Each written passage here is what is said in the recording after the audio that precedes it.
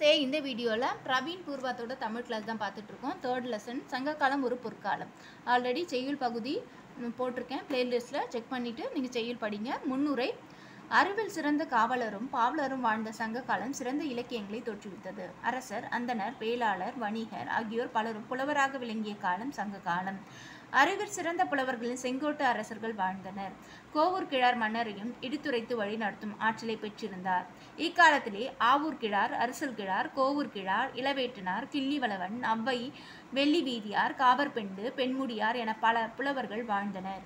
வாழ்க்கை முறை: இக்காலத்திலே யாதும் ஊரே யாவரும் கேளீர் என்னும் உணர்வு எங்கும் நிலவியது. காழ்ப்புணர்ச்சி எவரிடத்திலும் காண்பனவில்லை. வணிகரும் கொள்வதும் மிகை கொடாது, கொடுப்பதும் குறை கொடாது வாழ்ந்து வந்தனர். இளம்போதியார், நக்கீரர் போன்ற சிறந்த புலவர்கள் இக்காலத்தில் வாழ்ந்து வந்தனர்.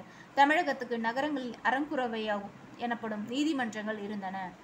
கொற்றவையை வழிபாடும் வெள்ளி விழா, திருவோண விழா, கார்த்திகை தீபம், முடிச்சுட்டு விழா என பல வகை விழாக்கள் கொண்டாடப்பட்டன. தமிழர்கள் தங்கள் வாழ்வினை அகம் புறமென்று இருகூறாக பிரித்து வாழ்ந்தனர். நிலத்தினையும் குறிஞ்சி, முல்லை, மருதம், நெய்தல், பாலை என ஐவகையாக பிரித்து வாழ்ந்தனர். உயர்ந்த நோக்கு: சங்ககால மக்களின் உயர்ந்த நோக்கினை அக்கால இலக்கியங்களில் காணலாம். யான் வாழ நாளும் பண்ணன் வாழ்க, புகழெனின் உயிரும் கொடுவார் பழியென உலகிடும் பெரினும் கொளார், குழையால் கோழியை விரட்டிய வீரமிக்க வளமிக்க வாழ்வினை தமிழர்கள் பெற்று வாழ்ந்தனர். தாம் பெற்ற இன்பம் பெருக வையகம் என்னும் உயர்ந்த கருத்தினை ஆறுபடை